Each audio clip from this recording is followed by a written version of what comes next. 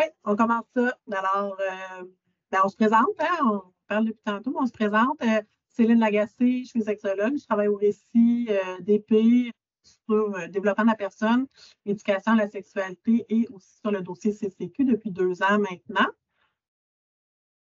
Et je suis Laurent Boudreau, je suis au récit depuis 4 ans, mais au développement de la personne depuis 1 année.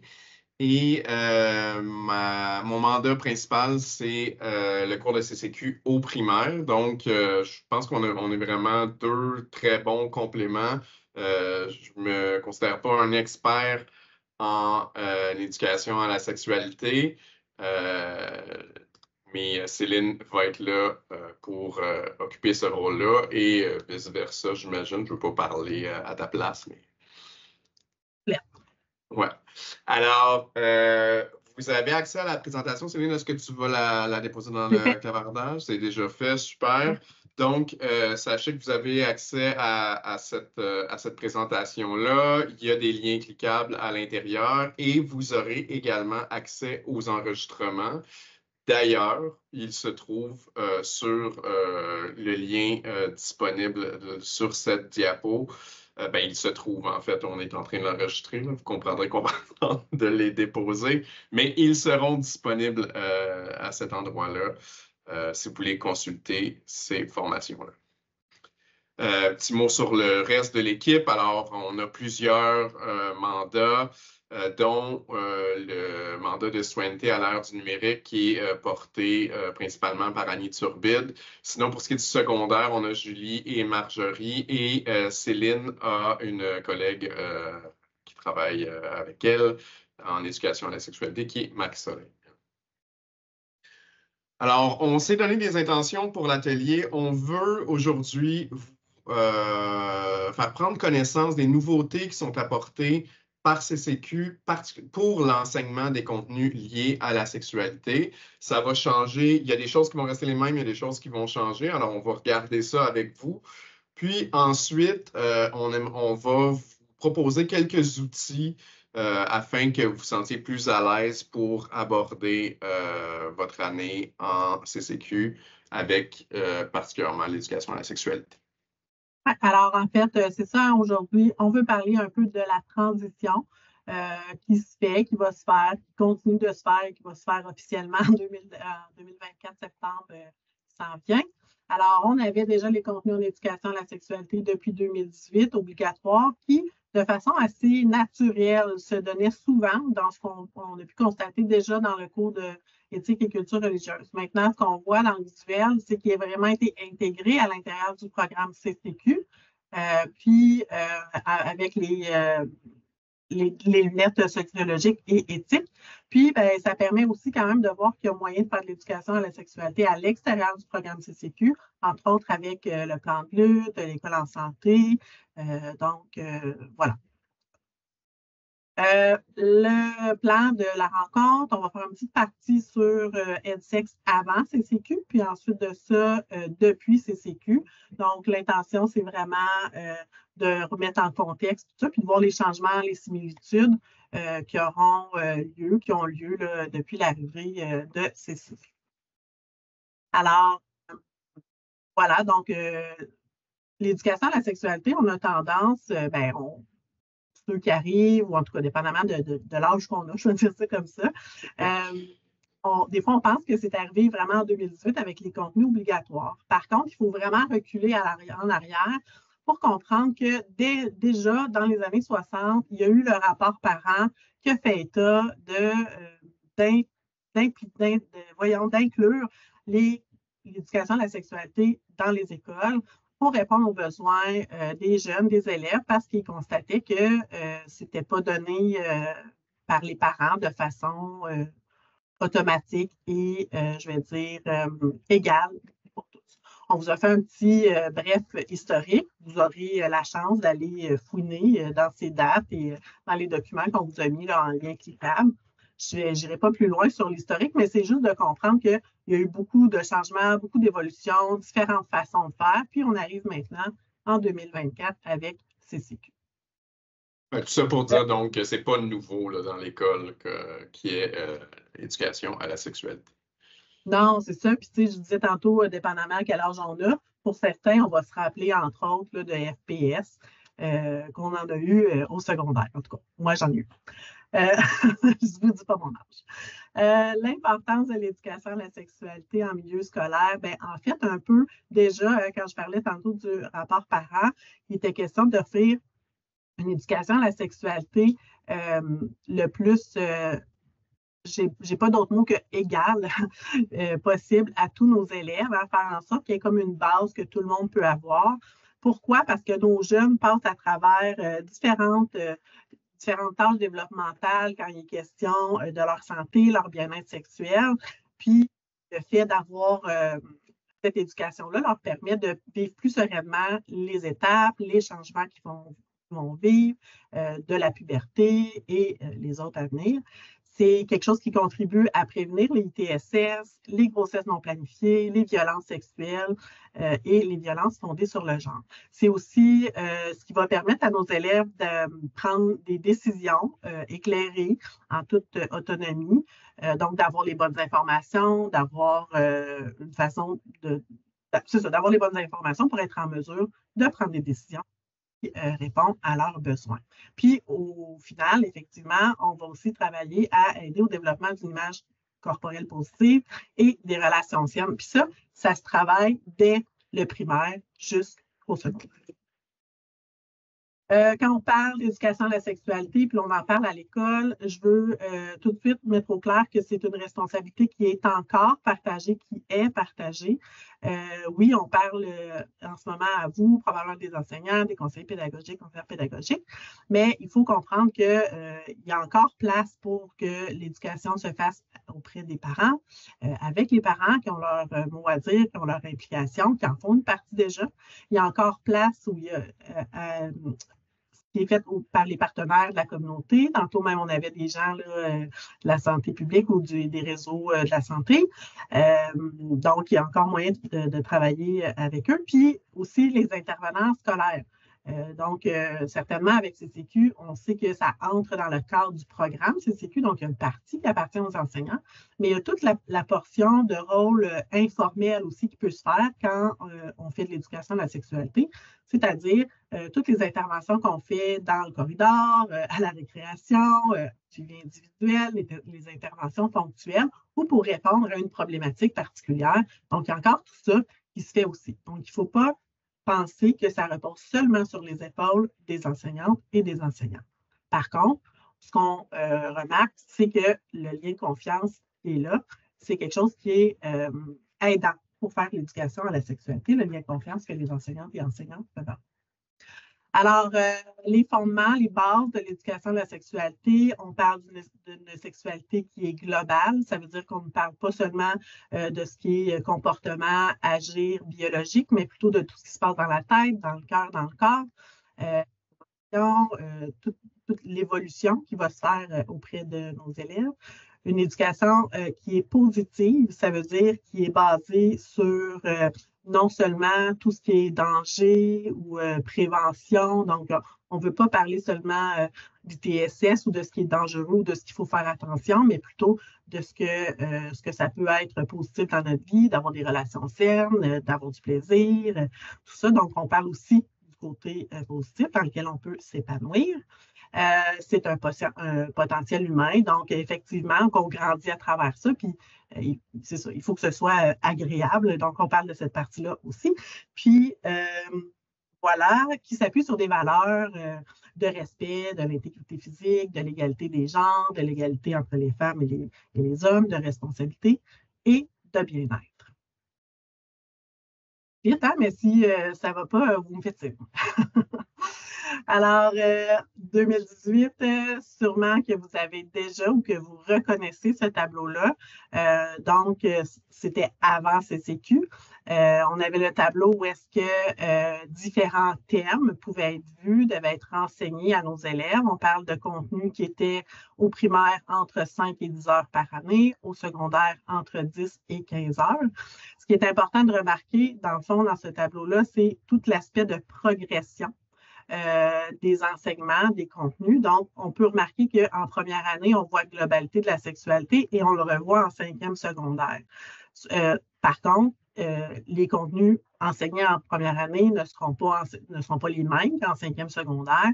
On va aller plus loin, on va suivre le développement psychosexuel de nos élèves, où ils sont rendus, on va développer les contenus, les apprentissages, tout ça.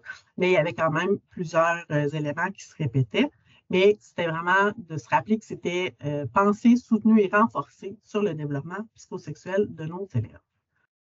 Il y a des contenus qui étaient vus dans les deux, puis il y avait des nouveaux là, qui étaient différents au niveau du secondaire. Est-ce que ça va pour ça? Je poursuis.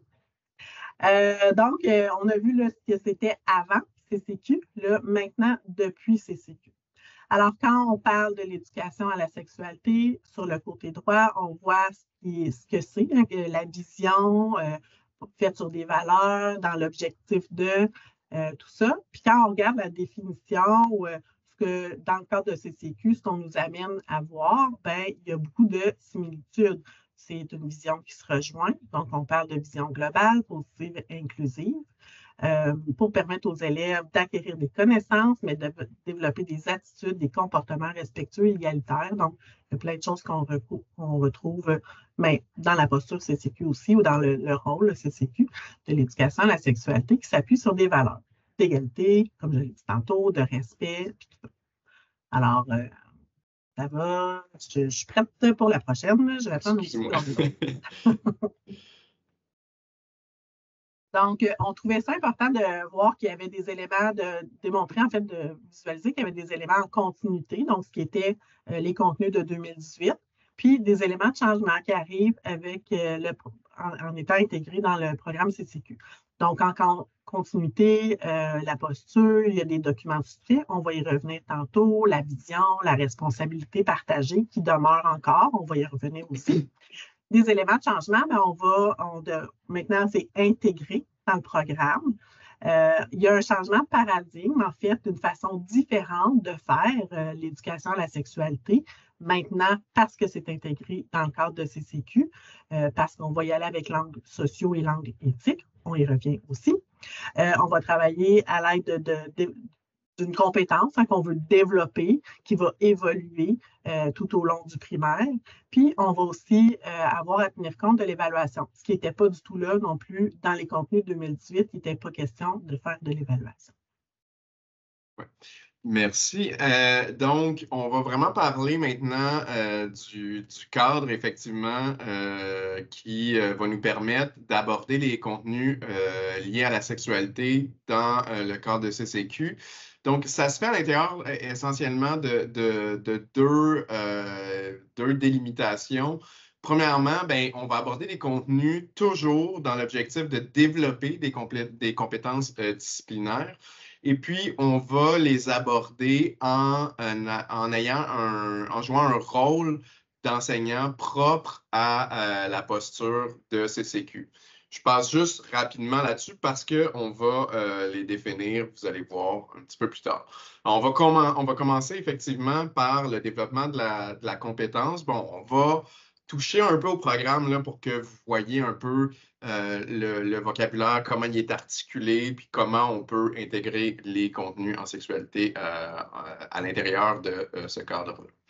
Alors, première chose, c'est les contenus sont répartis par cycle. On va retrouver des sous-thèmes. Et les sous-thèmes, bon, souvent le synonyme qui est utilisé au primaire, c'est les réalités culturelles. Vous allez voir que les réalités culturelles, c'est notre objet d'étude principal en CCQ. C'est vraiment notre matière première. Ensuite, les éléments de contenu obligatoires, eux, ils sont répartis par année. Alors, il y a des notions à voir, il y a des exemples, il y a des concepts, etc. Ceux-là sont vraiment répartis de façon annuelle. Vous allez peut-être que certains d'entre vous ont des classes qui sont multi-niveaux. De manière générale, le conseil que je peux vous donner, c'est de suivre les éléments de contenu obligatoires, particulièrement en lien avec l'éducation à la sexualité, parce que ces éléments-là ont été établis pour respecter le développement psychosexuel.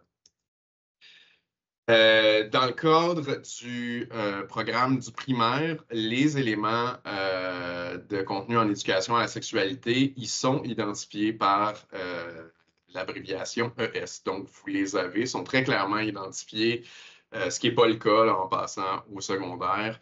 Donc, vous avez un exemple ici hein, de différentes réalités culturelles et des concepts qu'on peut traiter à l'intérieur de ces réalités culturelles-là qui concernent l'éducation à la sexualité.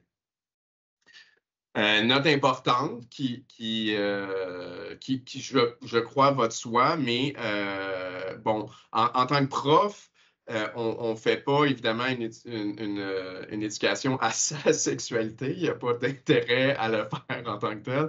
Et il y a surtout un problème de posture déontologique. Donc, c'est vraiment une introduction à la sexualité, mais c'est valide aussi pour les élèves. Hein. C'est pas, on ne va pas questionner les élèves sur leur sexualité. On aborde la sexualité de manière globale. Donc, avec une certaine distance. On n'est pas dans une relation d'aide en tant que telle. On est vraiment dans l'étude du phénomène de la sexualité de façon globale.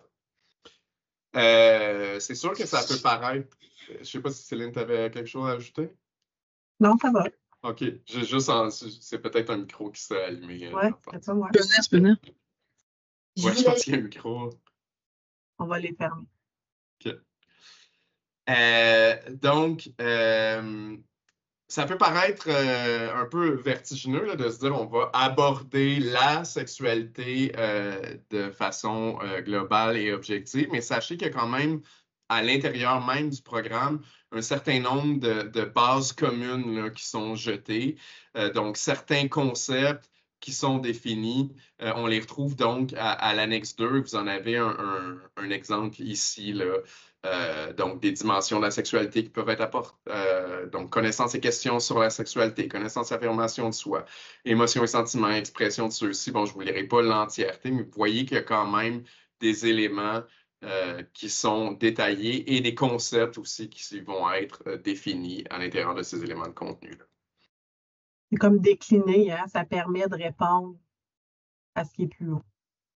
Que justement, la globalité de la sexualité, ça peut paraître très large, mais quand on regarde en dessous, bien, ça nous donne vraiment une idée que si on parle de ces choses-là qui sont en dessous de ces éléments-là, on va répondre à celui qui est au-dessus. Voilà. Je regarde notamment la prévention des agressions sexuelles, bien, vous avez quand même une liste de concepts ou d'habiletés, de notions à développer.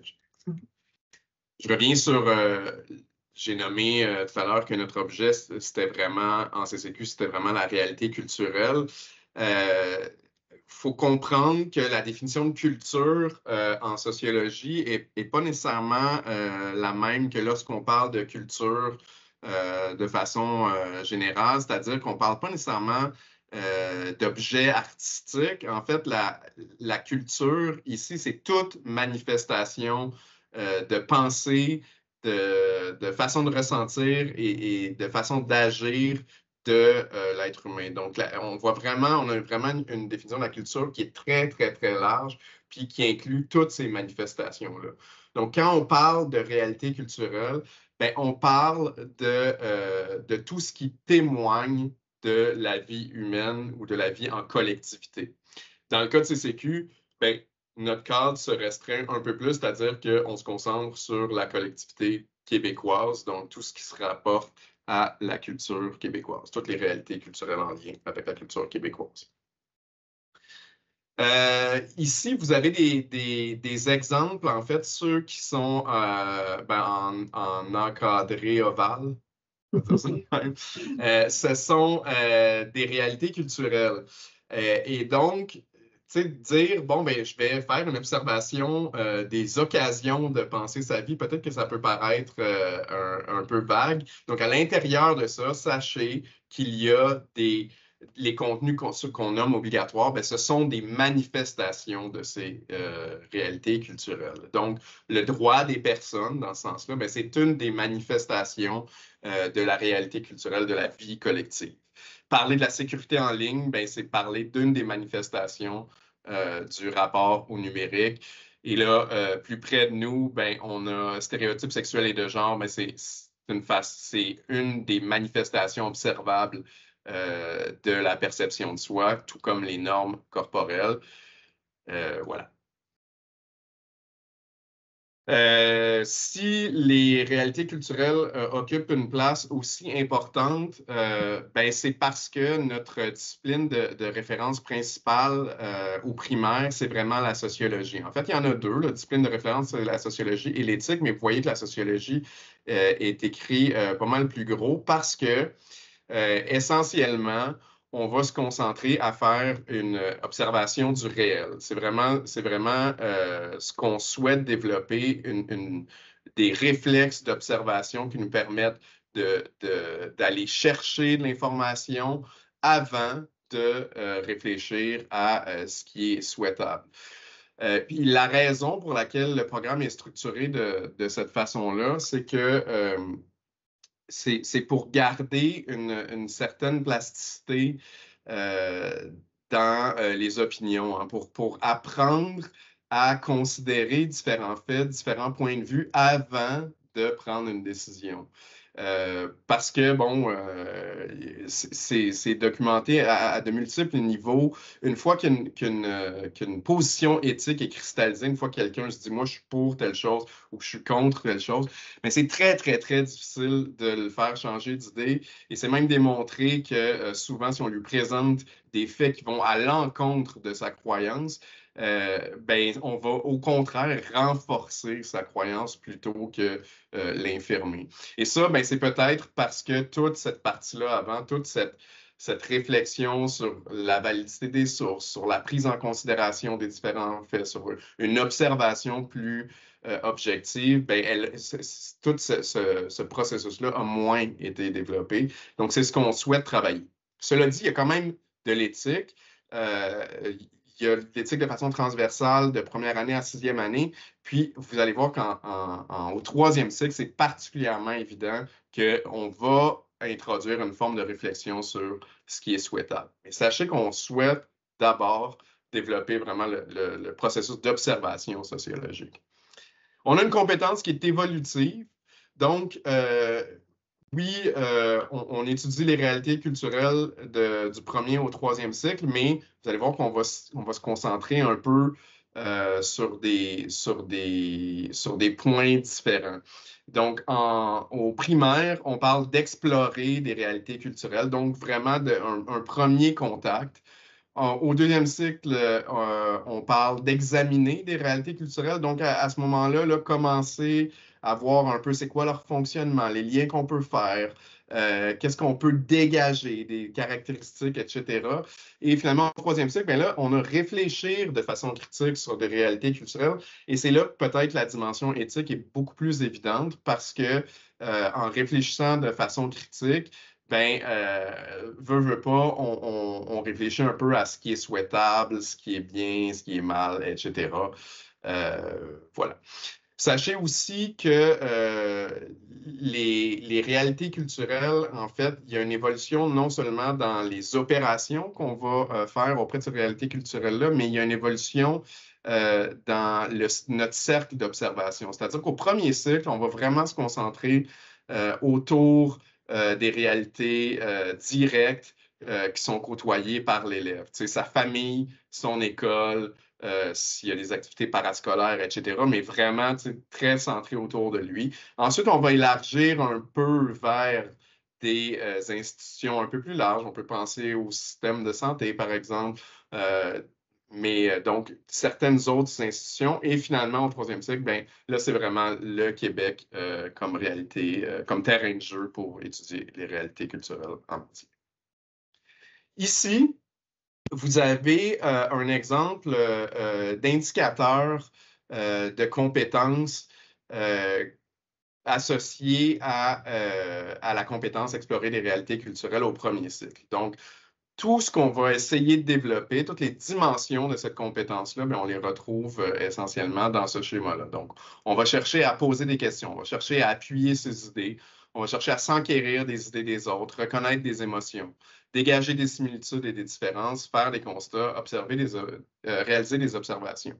Donc, tout ça, tous ces éléments de compétences, toutes ces dimensions de compétences, on peut les appliquer à des objets qui appartiennent à l'éducation à la sexualité. Par exemple, poser des questions pour comprendre les différents besoins de son corps.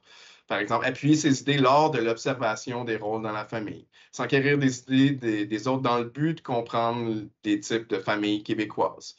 Reconnaître des émotions qui peuvent être vécues quand on aborde les parties sexuelles en classe. Vous voyez, ce sont tous des objets qui nous servent au développement de notre compétence parce que ça touche à une dimension ou à l'autre. Alors, c'est comme ça que les contenus viennent s'intégrer. Je ne vais pas passer l'ensemble des énumérations qui sont faites là, mais sachez que vous avez accès aux documents, donc vous pouvez voir, vous allez voir que les dimensions de la compétence changent progressivement, évoluent, et donc on va associer différents concepts qui ce sont seulement des exemples, ce n'est pas exhaustif, mais certains concepts qui pouvaient être traités à l'intérieur de ces dimensions-là. Ça, c'était donc le développement des compétences. On travaille pour le développement des compétences qui vous ont été présentées là, particulièrement dans les derniers schémas. Maintenant, pour ce qui est du rôle d'enseignant, ben, en CCQ, en fait, on dit qu'on n'est pas là pour dire aux élèves quoi penser. On est là pour offrir un espace où les élèves peuvent exprimer leurs idées, leurs opinions, et on est là aussi pour leur fournir de l'information, de la matière à partir de laquelle ils peuvent formuler leurs réflexions. Cela dit, donc, on n'est pas dans l'endoctrinement, on évite la censure, on veut vraiment favoriser la liberté d'expression et de pensée. Mais cela dit, il y a quand même des limites à l'intérieur desquelles on doit inscrire notre discours et celui des élèves. Donc, s'il y a une opinion qui porte atteinte à la dignité d'une personne, s'il y a une opinion qui compromet les principes fondamentaux de la Charte des droits et libertés, ou s'il y a une opinion qui ne répond pas aux finalités du programme, qui est entre autres la poursuite du bien commun, ben, on est tenu d'intervenir dans ces cas-là. Et ça, ben, ça reste notre cadre. Donc, tenir des propos homophobes, tenir des propos racistes, même si on est pour la liberté d'expression, etc., ben, c'est pas sa place, ni dans le cours de CCQ, ni dans toute discipline, là, ni dans le système d'éducation en général au Québec. J'ai vu rapidement une main se lever, mais c'est baissé. Oui. Que si jamais vous avez des questions, vous n'hésitez pas à m'interrompre, il n'y a pas de problème. Mais les écrire dans le clavardage aussi, hein, des fois, c'est plus facile aussi de répondre dans le clavardage. OK. Ben, si jamais tu veux me rapporter les questions, parce que là, en ce moment, je ne les vois pas. Oui, mais il n'y en a pas. Mais oui, je fais ça. Je jette un œil sur le clavardage. Super. Alors, quand on parle d'éducation à la sexualité, peu importe là, où, comment, tout ça, il y a une posture qui est souhaitable. Hein? On veut partager des informations justes, une bonne connaissance de soi, des contenus, respecter le rythme des élèves.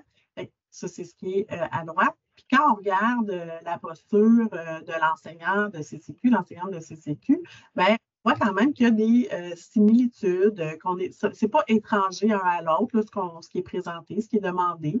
Donc, on veut que l'enseignant fasse preuve d'humilité, de distance critique à l'égard de ses propres conceptions. Des fois, il va falloir se remettre nous-mêmes. Hein, on pense ça personnellement, mais en fait, il faut se détacher de ça puis continuer d'observer le réel, en fait. Hein?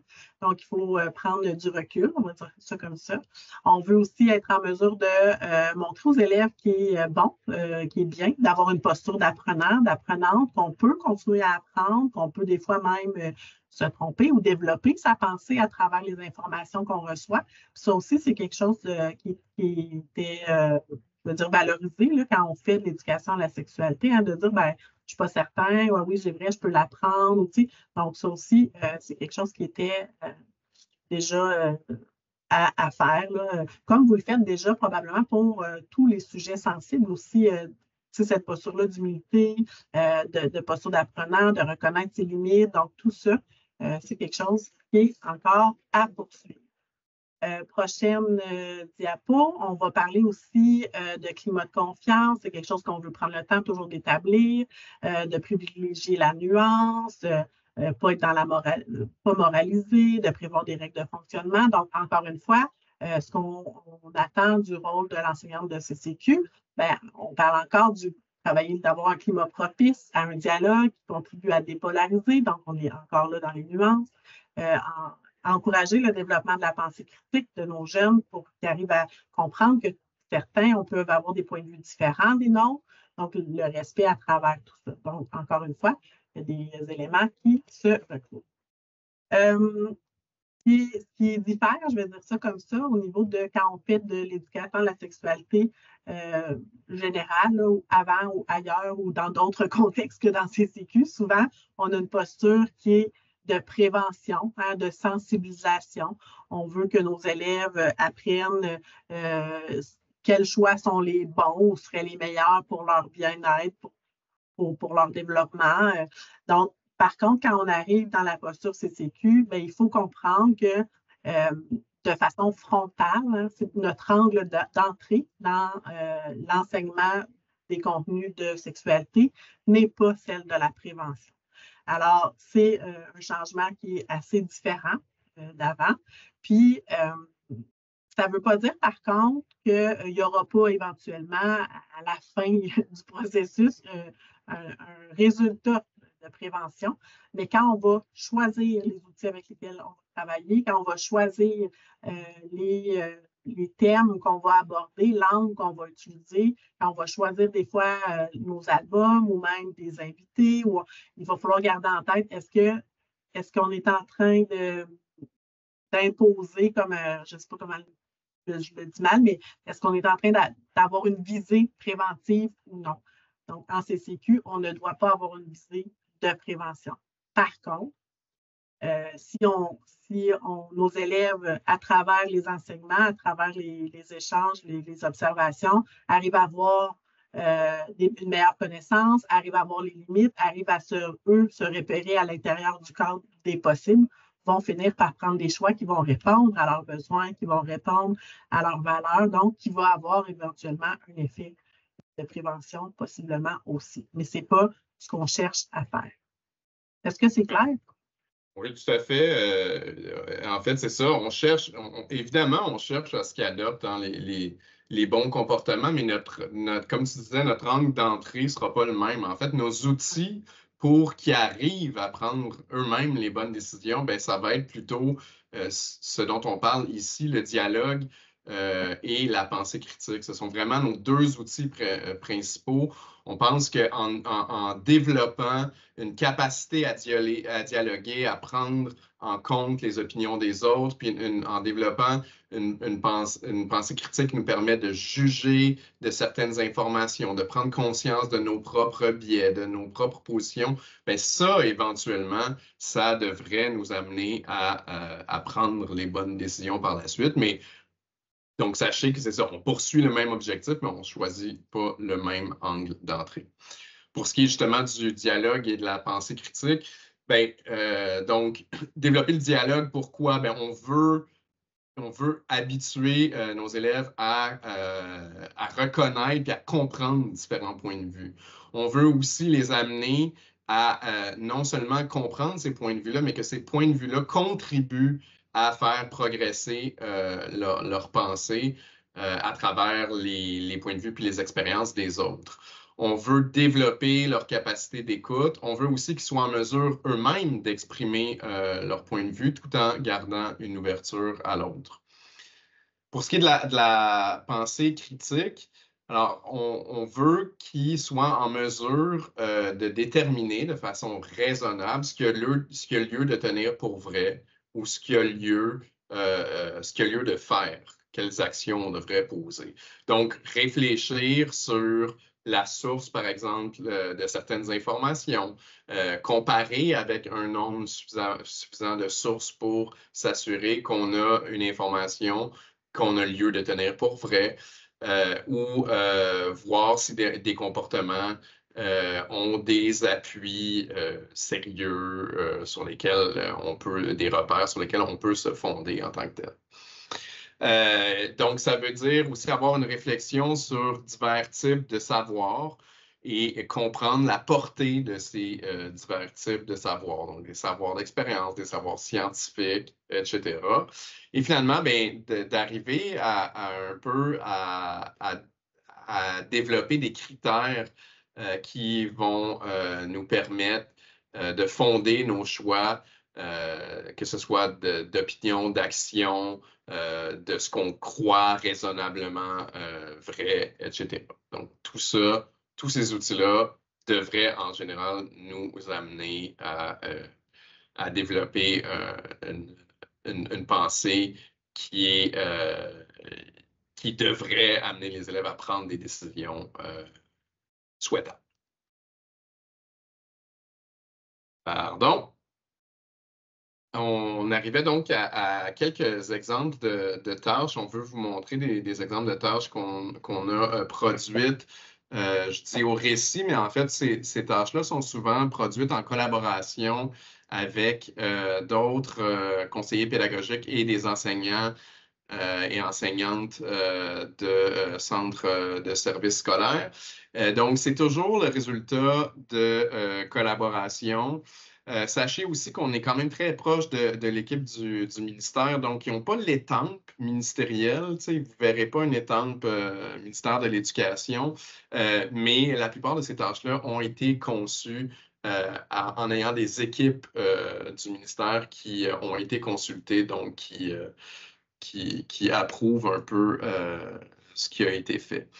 Ces tâches-là aussi sont toujours amenées à changer parce qu'au fur et à mesure qu'elles sont expérimentées, vous pouvez vous-même, si vous choisissez d'en expérimenter, vous pouvez remplir un formulaire de rétroaction et puis on les ajuste au fur et à mesure.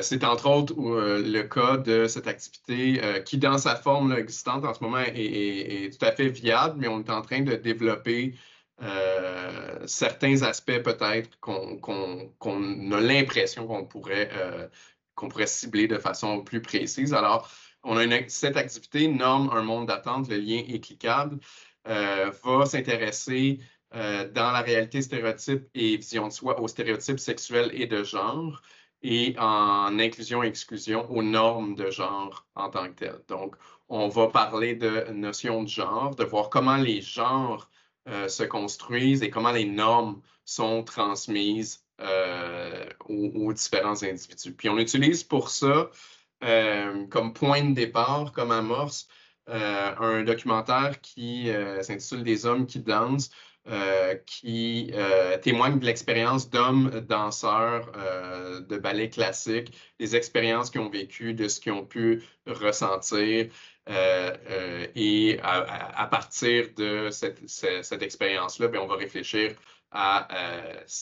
aux stéréotypes sexuels, aux stéréotypes de genre, aux différentes normes qui entourent et comment ils se construisent surtout, pour prendre connaissance et conscience que il y a une construction là, une construction sociale autour de la notion de genre.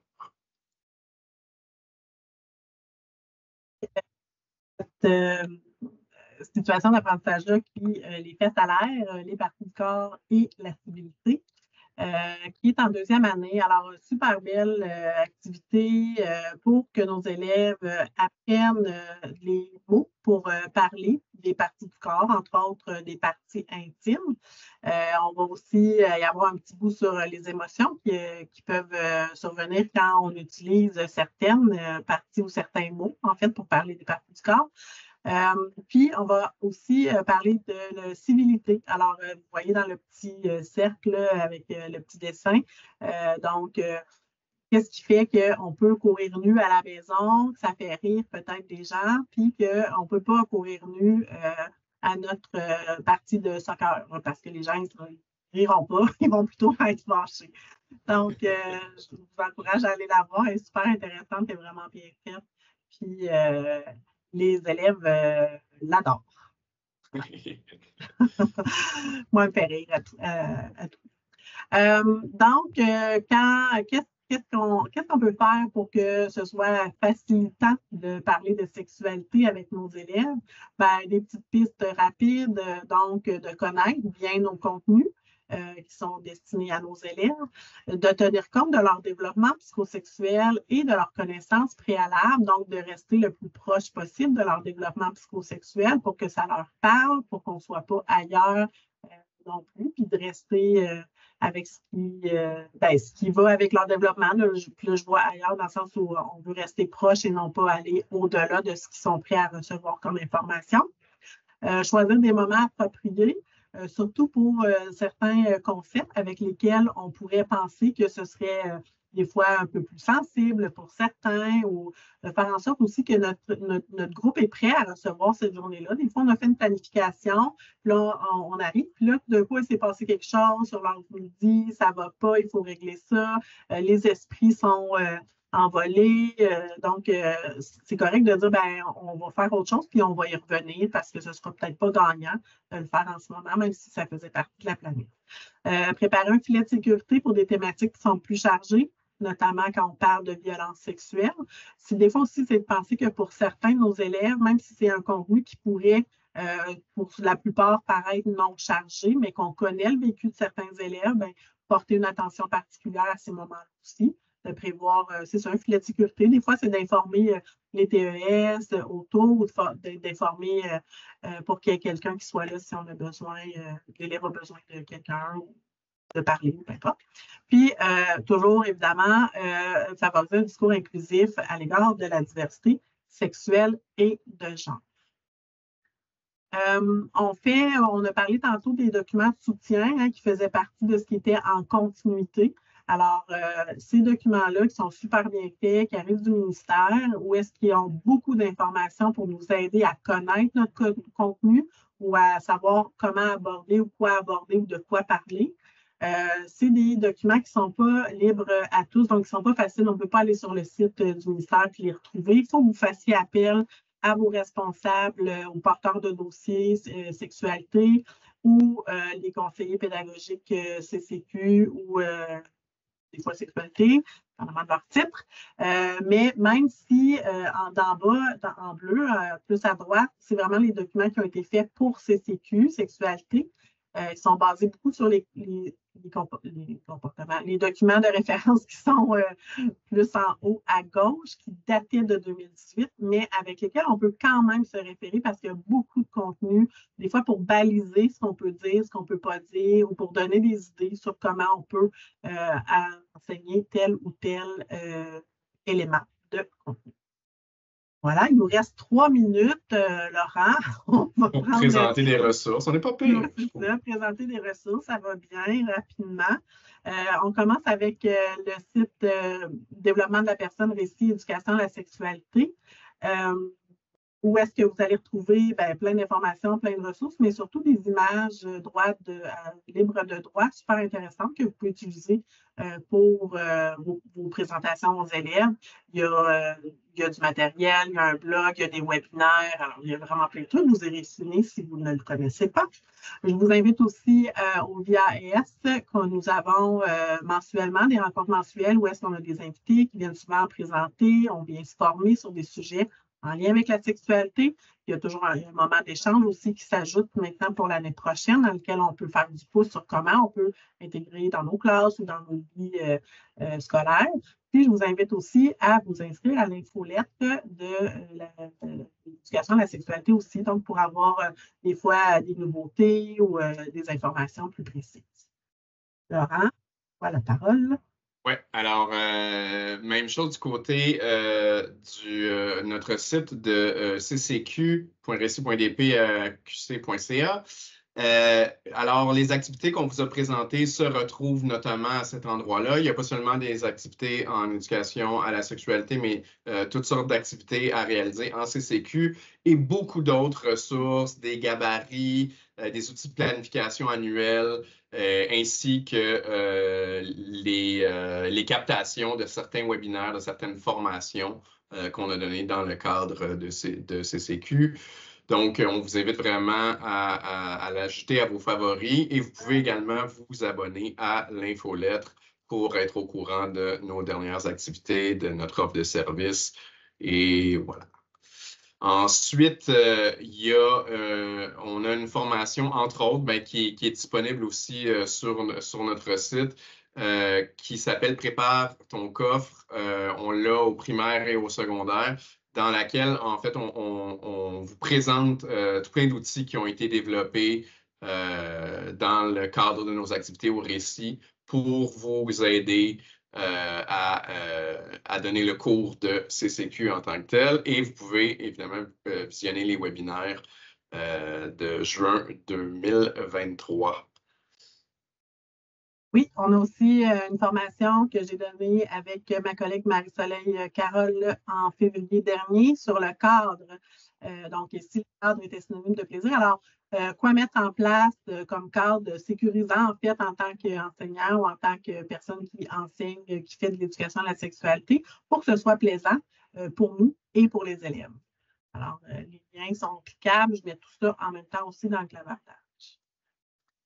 Et finalement, le portail national, parce qu'il n'y a pas que nous au Récit qui produisons des ressources. Il y a plein de CSS qui ont monté des sites web, des activités, des formations qui sont vraiment super intéressantes et vraiment pratiques pour vous. Donc, toutes ces ressources-là, on tente de les rapatrier sur le site du portail national pour que vous y ayez accès, vous aussi. Et on vous rappelle qu'une fois le montage terminé, l'enregistrement de cette rencontre sera disponible sur le lien qui est cliquable ou le lien qui sera déposé dans quelques secondes dans le clavardage, si ce n'est pas déjà fait. C'est déjà fait. Trop vite, trop vite. Ouais, trop vite. Alors, c'était aborder la sexualité avec l'arrivée de CCQ. Quelle différence? On vous remercie énormément de votre attention. On reste en ligne si vous avez des questions, des commentaires. On est à votre disposition. Et on vous remercie beaucoup d'avoir été présent aussi grand nombre.